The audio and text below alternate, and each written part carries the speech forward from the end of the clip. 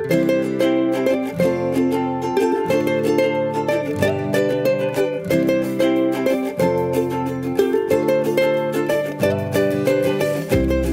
am Anna Seawold, and this is Authentic Parenting, a podcast about personal development in the context of parenting, where I explore how you can find more calm, connection, and joy in parenting through the process of self-discovery and inner growth with a trauma-informed lens. In today's episode, we are talking about the power of connections and meaningful gatherings. Our need to connect is as fundamental as our need for food and water.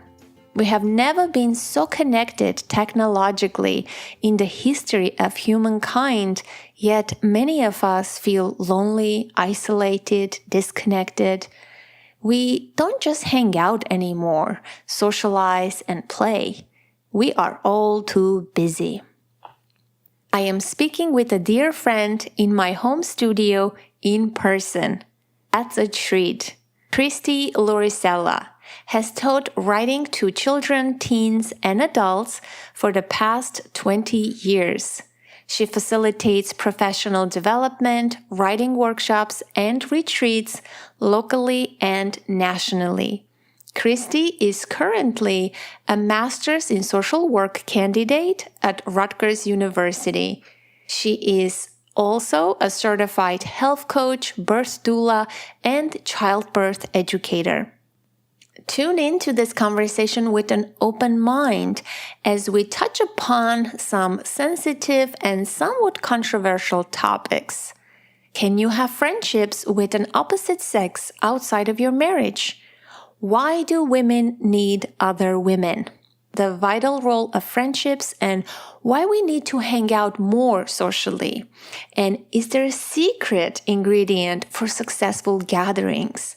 Will connecting with others bring more connection with ourselves? Why do marriages fail? And you gotta love Christy's provocative question. Do you think you could have a healthy partnership where maybe the sexual component isn't there and you seek that out elsewhere? And now, please enjoy this wide-ranging conversation with Christy Lorisella. Christy, it's good to have you here at Authentic Parenting. And it's good to see you after the conference. This is the first time we've met, right? It's been months. We're best friends. I don't have many friends in America. That's for sure, since I didn't grow up here. I mean, I only went to graduate school. You don't make friends in grad school. And I have only a couple of friends, basically. One of them is you, my BFF. So, and people know you because you were the opening, leading session at the Authentic Parenting Conference. And it was a great writing session. To this day, people are talking about it. So welcome to the show. Thank you so much, Anna. I do want to say how grateful I am for you having me at the conference. And I really enjoyed the writing exercise. And I thought it was going to be good, but it was even better than I thought it was going to be. People were really responsive. And it was a pleasure to be there. Yeah. Very good. We'll do it again. And also, thank you for your kind words. I feel very close to you, and I have ever since we met at the street fair years and years ago, maybe 4 or 5 years ago, I think. And you've always supported me and been really generous with your time and your friendship, and you're just a kind and generous person, and I love being with you. Okay, yeah. Likewise. So I remember when before the conference, you dropped me. It was a rainy day. You were driving, and we were having this conversation in the car, as always, some meaningful, deep conversation. But I had to get off, and I said, we'll pick up this topic, and maybe we'll discuss it on a podcast. You mentioned about, having a circle of women, the need to have that circle of women. Like you said, in the evening, sometimes I really feel like I want to be with women, we sit down, we drink tea, we knit, or we do something together. I love my husband, but I don't always want to spend every moment with him.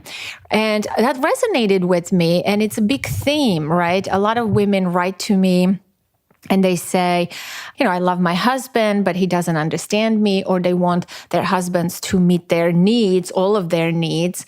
Tell me a little bit what you meant. And if you were to describe what need that would satisfy in you, that circle of women.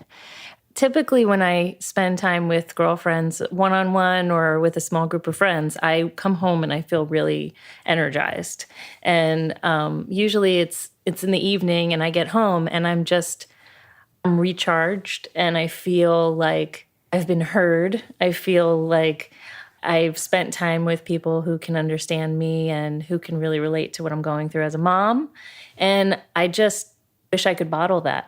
And I think it's important. And it's more and more, like, the older I get, I feel like I deserve that. And I think that the need is definitely being heard. And also I think what your podcast does for parents is helps you feel like you're not alone. And I think as a woman, you also need to feel that.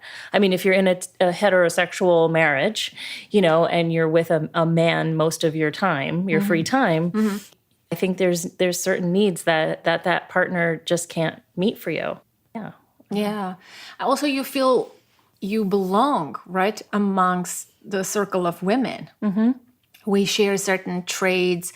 I think I feel the same way. But how often do we create those gatherings? The last time I was part of such gathering, it was at your birthday, right? You gathered women for your birthday from different parts of your life, different age group, different, nationalities, a diverse group. And I felt, wow, this is amazing.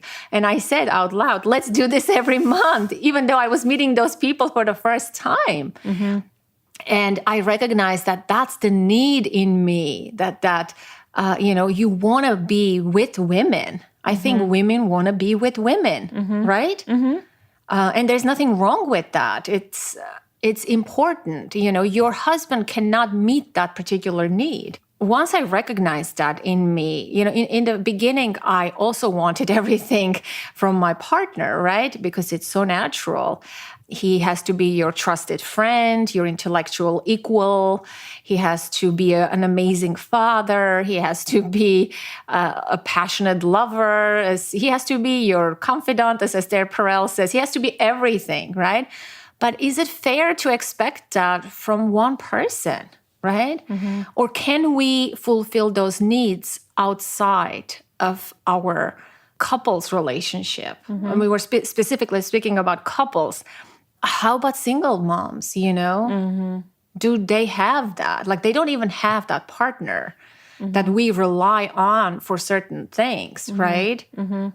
Yeah, and I guess I'm thinking about it, like, even with same-sex couples, like, I'm sure in those situations, you might have two women who are married and have children together, and maybe, again, just because they're two women doesn't mean that woman can provide all the needs. Yeah. It's like, so maybe it has to do with, creating, like, intimate relationships with people outside of our marriage, and intimacy in terms of, feeling connected, feeling heard. Maybe it's not a gender thing. Do men need to spend time with in their circles? I think they do. I think they don't do it enough. And I think the men who do it, like, you have the very stereotypical, like, sitting at a bar kind of guys, or watching football, and there's, like, no real, there's not really an intimate connection going on, but somehow they're bonding. Yeah. I think I'm curious. I wonder if your listeners who are men feel that desire to connect with men apart from their spouses and have that intimacy.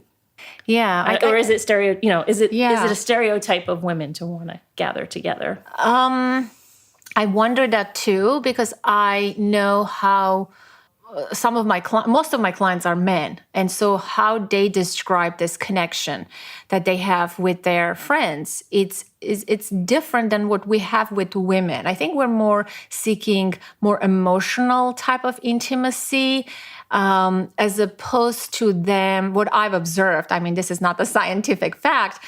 Like you said, they can hang out, they can watch TV or play ball sometimes. Like my husband plays basketball with his group of friends. And that's perfectly fine, right? It's nourishing for the group of people. But for me, just playing a game is not enough, right? I can play a game, but I want something else, right? I'm not sure if I think it's different. What we want from those circles is different. Or maybe men were not taught in the beginning to be in tune with their feelings, be touchy-feely, right? To be intimate. Maybe that plays a role too, the way parents raise their sons. Or maybe we're wired differently. We want different things, right? Yeah. Yeah, I think one of the things we were talking about in the car ride was also, this just came to me, was like women connecting over work in the kitchen, or over, quilting together, like kind of going back in the day to when women were truly like literally making everything in the home, and how isolated so many women feel today, and how cooking and cleaning are these chores that can cause a lot of stress in a relationship. Yeah. And I always think about sometimes when I'm preparing dinner and I'm not in the best mood or I'm feeling overburdened, I think this would be so much nicer if I had other women here cooking with me. Oh my gosh. And like you were yes. saying, like now that you're in this new place, you have these gatherings where you're cooking together and eating together. And it just makes the time so much more pleasurable, and it doesn't feel like a chore. Yeah. You know what? I made lunch today for us. I should have asked you to chip in. I forgot that it would have made it more enjoyable experience, Yeah, but I think I really enjoyed watching you prepare that meal, because I was learning. I love that you eat so healthy, and I do too, and I always love new ideas. And so it was really fun watching you, and then also seeing the things that I do the way you do. She squeezes the lemon right over her salad the way I do. And so to me, even though I wasn't participating in you generously, I felt like it was I was learning. And that's the other thing. It's like we're always consulting our phone for like a recipe. But like, what if we were all cooking together or in each other's kitchens, we'd be learning from each other. Yeah, my kitchen is open. I invite everybody to come and do that. And I love when we have gatherings, let's say my sister-in-law visits or a friend, I don't mind when they chip in and help and clean up, put the food in Tupperwares and put it away. That's fine. Even if they don't do it exactly the way I do it, I enjoy that togetherness, that shared experience. And whereas I visit some people's homes and they're like, oh, no, sit down. It's okay. That's what you did to me. I did to you because I don't want you to work, right? But that's what I'm saying. But it's a nice experience. But I want to honor you too. I don't want you to work. But if you were to visit me frequently, then you would be part of the cleanup. I asked you to set up the table, and you did, right? So you did participate. That's what. Yes, we're missing in our society, unfortunately. And we have the online culture, online support. But to me, that's not as real. It's not as nourishing. Yes, you can get support. You can get answers to your questions, and people can say things. But I think the person still lives hollow inside in some ways. I don't know. For me, at least, it feels not enough. Do you feel that? Yeah, I mean, when I ran retreats, it was always from a group of people where I knew pretty much everyone, and a few of us would go on retreat. But spending all of that time together, just by the end of the weekend, you just bonded so much. And I feel like that in-person time just can't, there's nothing that can replace that. Yeah. Yeah, I agree. I agree with that. There's something magical that happens when people are together in the same space, share energy, right? You feel that you exchange that energy and you feel what's genuine, what's not. You correct yourself, you adjust your communication based on the experience. And we're missing that, I feel like, in our culture. This is making me think about when I was a kid and I would go to my friends' houses and have dinner over their houses. And I would watch how the parents interacted with my friends. And I would be like, oh, that's not how we do it at my house. Or, oh, glad we don't do it that way at my house. And so, it's like you get to observe other family systems. And so, you as a kid, you're kind of, all you know is your family. And I think as a wife and mother, like, I mostly know what goes on in my household. But when you're with other women and you hear what's going on in everybody else's household, it's like, oh, I'm not the only one sitting here thinking and feeling this way. Yeah. It's not just me. And like when you're in that person's kitchen and watching them touch all the things that they touch on a daily basis, it's like so sensual. It's so, I feel like your body just naturally absorbs the whole experience more. Yeah. So then what do we do? But we don't do much about this, right? Like after the conference, even though we talk about this topic, we love one another, we dearly love one another, we enjoy each other's company, but we don't have time, it seems like, to even socialize. How come we don't make it a priority more frequently then, right? Why are we so wrapped up in our lives if this need is so vital for us, right? What gets in the way? That's a good question. Right? I mean, I know for me, I feel like first we used to live in an apartment. And so it was not really like very accommodating to have guests over. It was very small. And now that we have a home, I feel like I am opening my door more to people. But one thing that I noticed was that I get stressed when I invite people over to my house. And it has to do with like a little social anxiety of just feeling like, oh, I want it to be good. I want the food I make to be good. I want this person to have a nice time. I want to clean the bathroom. So it's, like I think one of the things that stops me from socializing and inviting more women over to my house is a little anxiety. And I think it's normal. I think a lot of people feel it. Yeah. I talk to a lot of women who feel like their house needs to be like immaculate before anybody comes over. And I've definitely let that go. And, but, I think that there's like this image of like what your home is supposed to look like. Yeah. But I know but women don't have to meet in your home. I mean, women can meet anywhere. Yeah. And I think it's a valid point. I think that we kind of need to get over the nervousness. Like when I sent out my birthday invitation, I felt really nervous inviting all these women to like celebrate me. It felt like I was like asking a lot. Wow. Asking a lot of my friends, even though I love all of them and feel so comfortable with each one. And I thought, is everybody going to talk? Is it going to be smooth? Is it going to be awkward? And it was like really one of the best days ever. Yeah. And I can't think of a better way to celebrate my birthday than doing that. So fears, anxieties, unrealistic, perfectionistic tendencies get in the way. And we all have those conditionings from our childhoods. I also let go of the house has to be clean. Like in this new community, we have lots of different friends. And I invited one of them. I said, hey, come over. We can have some tea or coffee. I'm home, in the morning this week.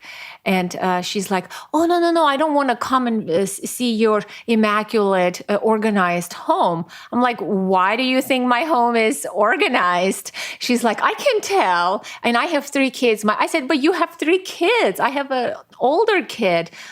You can't say it to them, right? Don't feel like that, please. I'm not judging you. Even if I come to your home, it's okay. I'm not inspecting. I'm not the, cleanliness expert here. In fact, I love the natural habitat to see, they had Doritos in the evening on the couch, or this is the book was read and left like that, right? I enjoy seeing that because you get the glimpse of their lifestyle. I don't want you to come to this sterile museums type of home. Like, even though I like to keep my home neat and organized, it gives me comfort. But I don't mind if you came and my kitchen was a disaster. You know what I mean? I don't mind, because another day it would be clean and it's all okay. It doesn't add value to who I am. I don't identify myself. Now I'm older, of course, I think that way. But I think in the past, I was also nervous a lot, But it's just, we want to have a good time together. Let's just focus on that, right? That should be the focus. We create all those artificial things for ourselves and we not meet, right? And our needs are not met.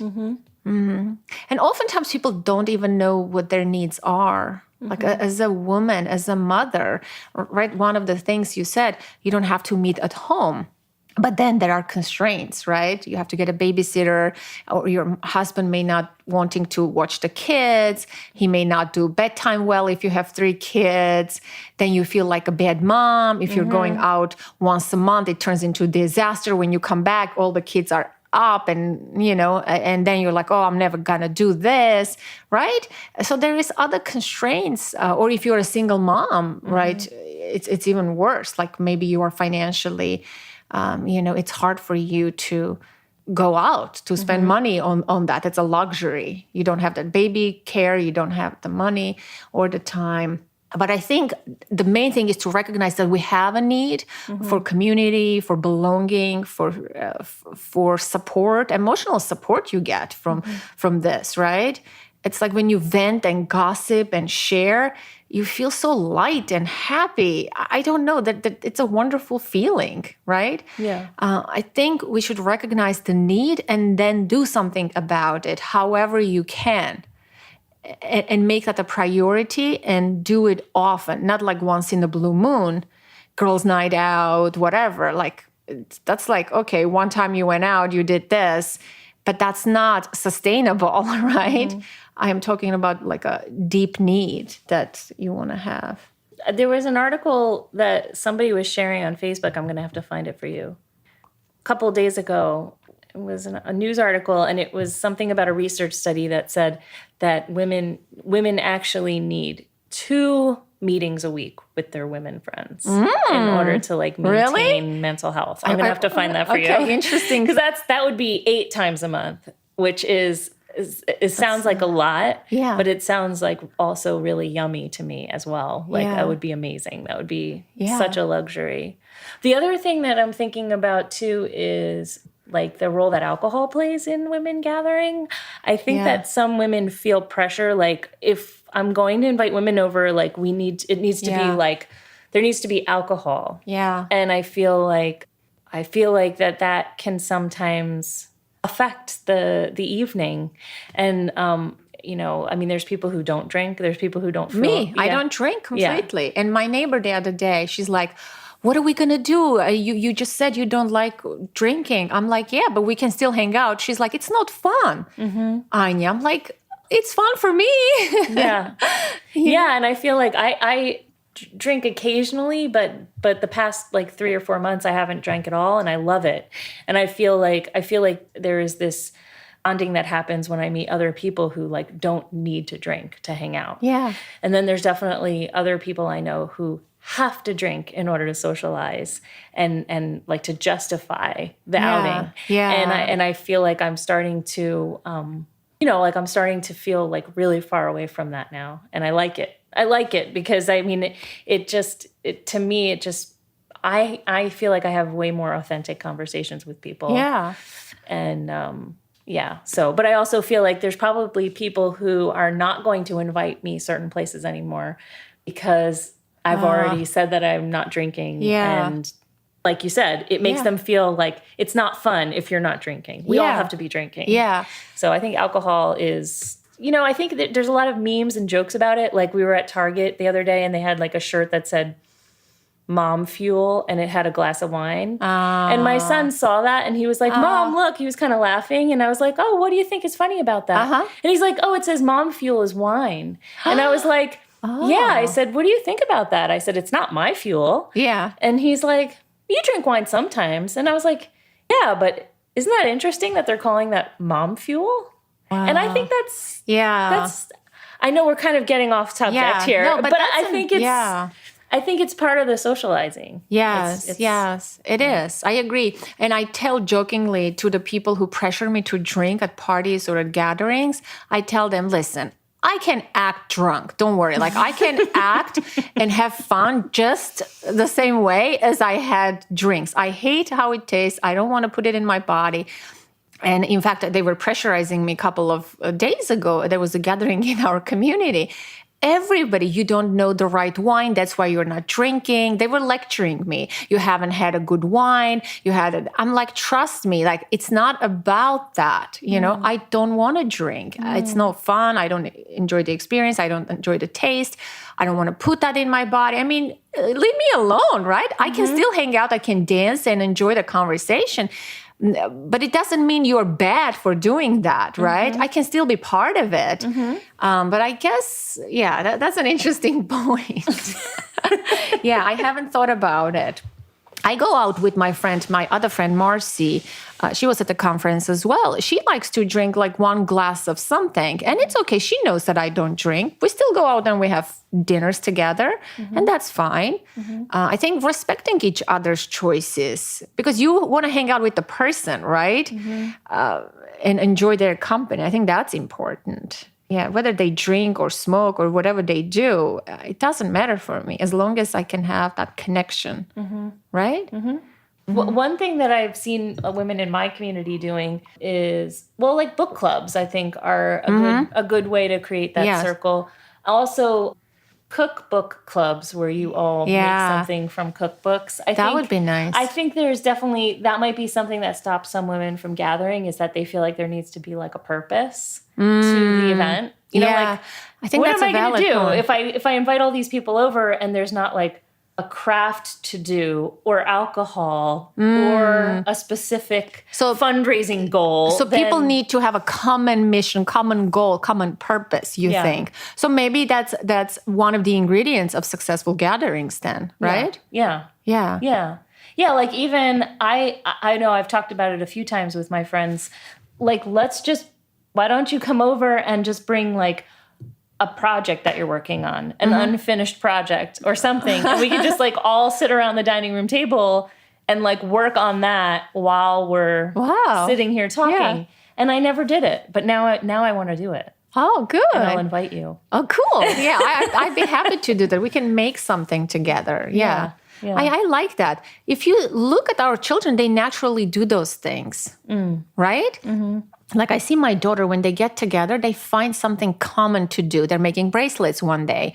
They're drawing. The other day, I went into the garage and I saw all the children ripped papers from the yellow pad, and they were making back to school lists, each child for themselves, what they desire to have. Yeah. And it was very cool, right? It's a common mutual thing. I guess maybe that's one of the ingredients and secrets of successful gatherings, to have some kind of purpose, right? Yeah. Around a hobby or a book or cooking or a theme to discuss, perhaps. Maybe we all read the same article. It's not artificial, right? Do you think it's something that feels like a chore? Like, for example, I don't know, when the holidays come, holidays stress me out. The gift giving, gift buying, it's like so much pressure, and I try to like let go of that kind of stuff. If you had like a holiday planning party and like you all came over and you're like, you can make your shopping list while we sit here, or something like something that feels like a chore, and then like you might not even accomplish much, but you would be talking about that topic and brainstorming together, giving each other suggestions. Like I remember, that reminds me of, I was giving a conference keynote speech, and I was very nervous. And I thought I had all my papers and my, topic prepared. And I invited you. I said, would you come to this cafe? Let's go.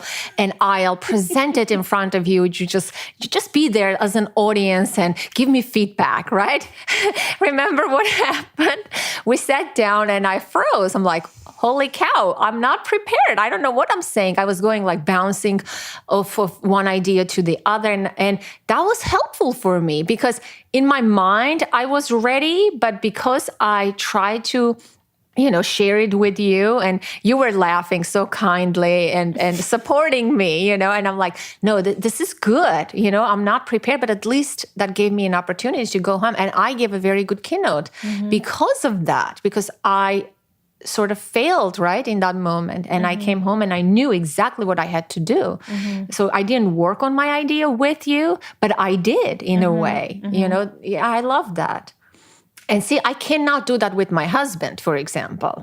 I don't want to burden him with my own conference thing or whatever I'm doing, right? I think certain things you want to share with women, right? And certain things you want to share with your husband, if you have a husband, or men per se. So then are you open to an idea, for example, yesterday my friend told me, my husband doesn't know that I have a male friend. And she's very close to this male friend. They were texting one another. She was helping him with relationship issues and stuff like that. And she shared that with me. Now, that's what I'm saying. I mean, not everything you can get within your marriage. Is it okay to look outside of your marriage for certain things? Let's say for an intellectual partner.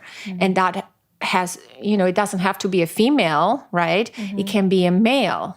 What do you think about that? I feel like with my husband, I feel like one of the things I love about him is that I feel like he is my like intellectual mate. And I feel like sometimes when I get that, I mean, I'm just being completely honest. Yes. Sometimes when I feel that type of like intellectual chemistry with another person, I feel like I'm kind of cheating on him a little bit. Wow. It's interesting. Yeah. I do have a few male friends that I've kept since college, and they're friends who, have known me since then. And we don't keep in touch as much as we used to before I met Alex. And it was never romantic with any of them, but I definitely feel like not as eager to,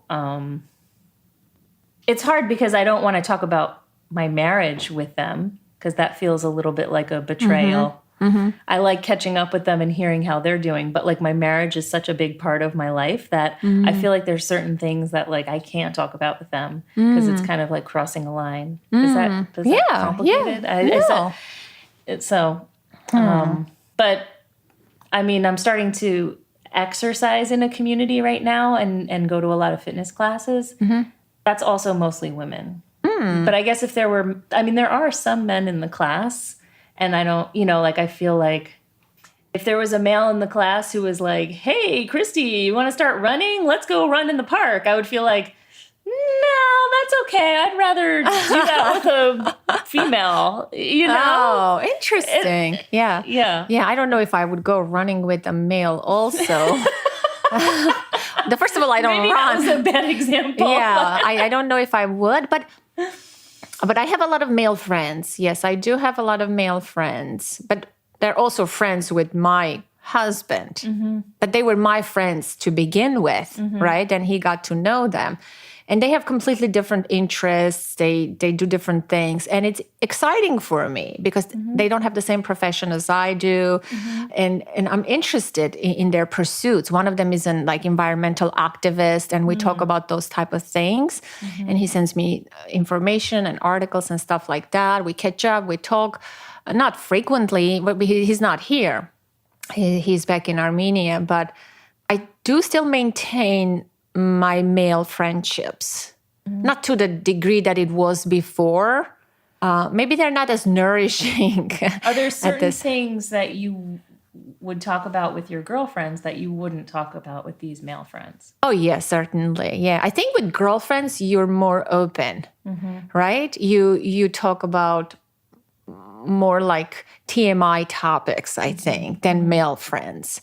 I think like I would censor certain things and not talk with them, right? And I wonder, like, I mean, is this like a very like heterosexual perception of gender that right now? Yeah. You know what I mean? Now Yeah. we're talking about it, like, you know, when you take, you know, sexuality, you know, and you put sexuality into the mix and like gender identity, like how do these, you know, gender norms play out? You know?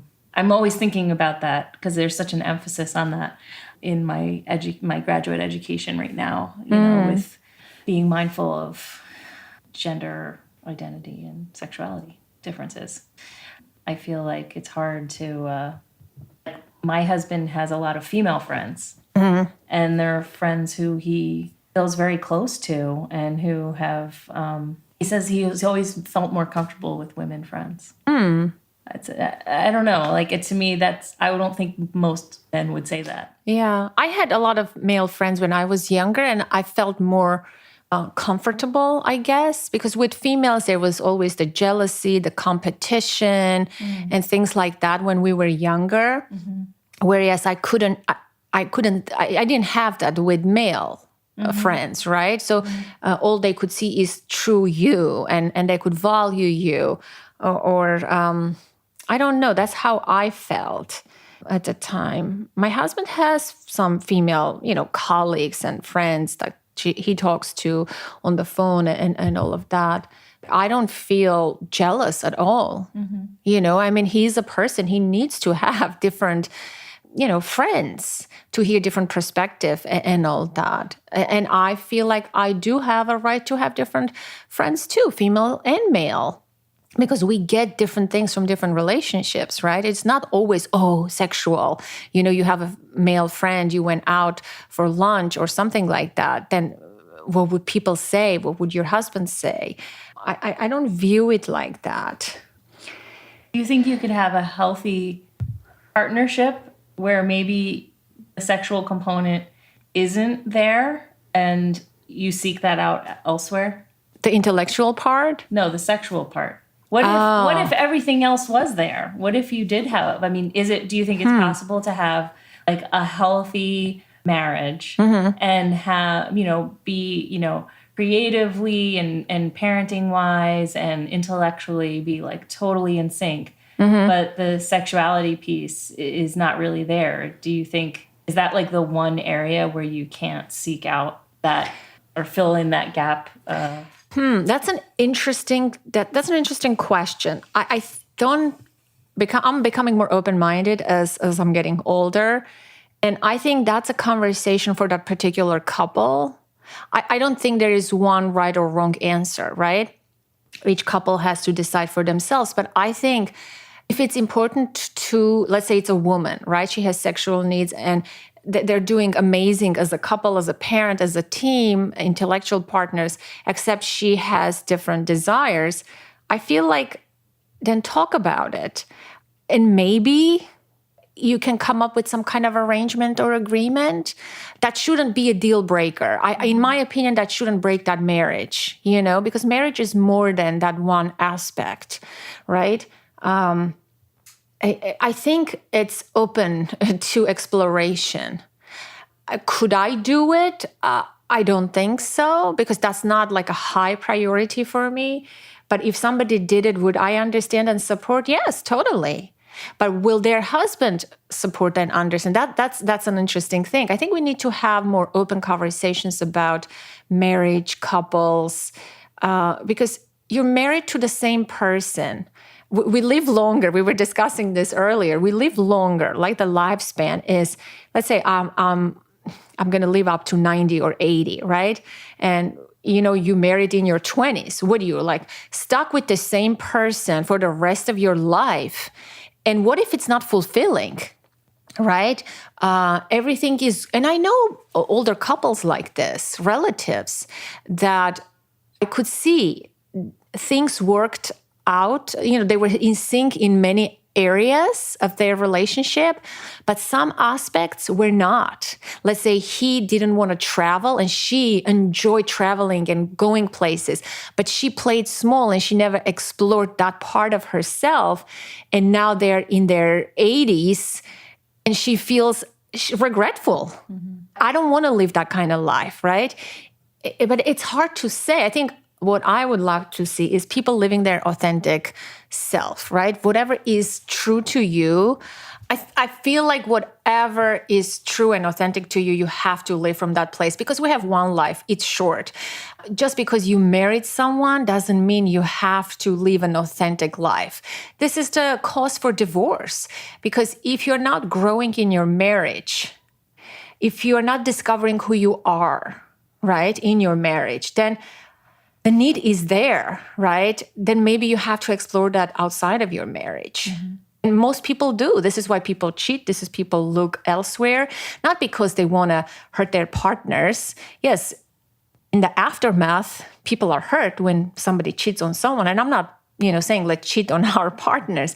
That's not what I'm saying. But I see marriages fail over and over again in my office every day. I work with those couples who say, oh, we've been married for 15 years. And one day my wife just woke up and filed for divorce. Or the night before we were in bed and everything seemed well. Then she decided to divorce me. I hear those stories. But what we don't see is the story, right? What happened? What did that woman feel all those years?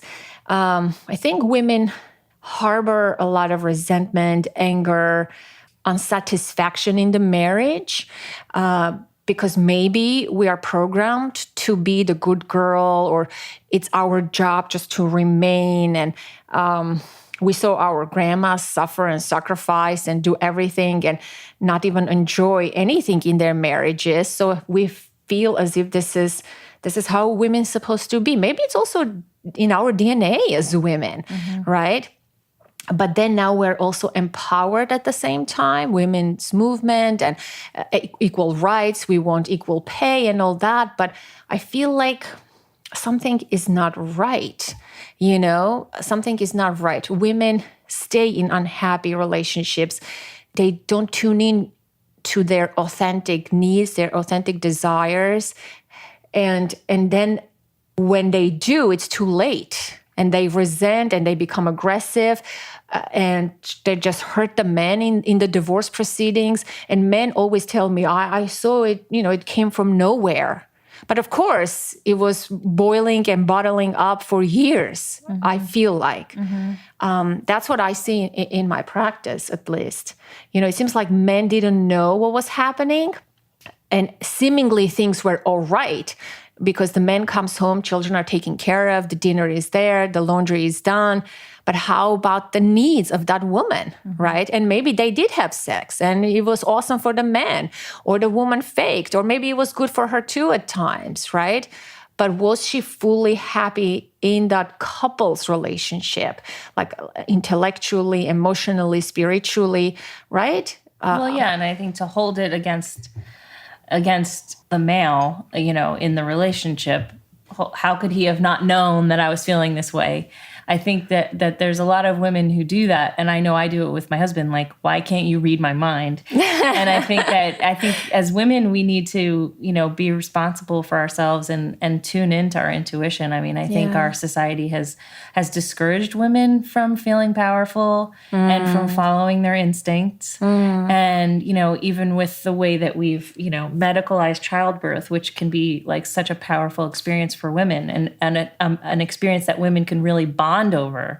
What have we done? We've like over medicalized it, made women feel like there's something wrong with them that needs to be, medically treated. And I feel like, women aren't tapping into their voice, like that voice that's inside them, that's creating that resentment all along. And then it just explodes, like you said. And then the man's like, doesn't know what hit him. And it's a partnership. It's like, And it no goes one, no on one's for to years. blame. And no it one's goes to blame. on for years. Yeah. You know, men move on, and seemingly a lot of women move on too, meaning they buy a new house, they buy this, they have a new boyfriend. But I was talking to a woman, let's name her Veronica. And she's been divorced for, let's say, 5 or 4 years. And she was working with me, but the way she was texting him, the ex, the way she was talking about him, the way she was entangled with him emotionally still. I looked at her and I said, Veronica, yes, on paper you're divorced, but not emotionally. And she started crying. She said, you're right. It's hard. Emotionally, it seems like they move on with their life, seemingly. But emotionally, it's hard for women to move on for whatever reason. Because they get invested in a marriage. It has a different meaning. You put your identity in that marriage, into motherhood, right? Being a wife of someone. And when that falls apart, your identity is at stake. You question that. And if you were married young, let's say when you were 17 or in your 20s, you discover all of a sudden, who am I, right? And so that hits you big time. And it's hard for someone to not have a marriage, have everything fall apart, and be stuck with this $1 million question, who am I and where can I go from here? And sometimes there are financial difficulties as well, because she doesn't have a career, maybe she doesn't have money and all that. I think most of the women I know went to college, started a career, got married, had a child. Prescripted life, that's what I call adjusted to, then went back to work after having a child and adjusted to that, which feels impossible. And then all along having ups and downs in the marriage, and, some marriages ending, some not.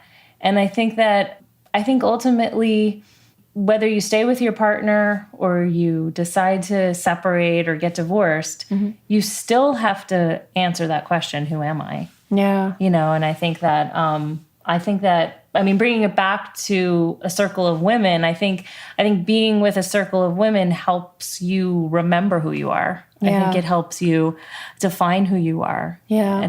It's like, I'm not just a wife and a mom. I'm also a member of this tribe. Yeah. And these women represent me too. Yeah, there's strength in that. Yeah.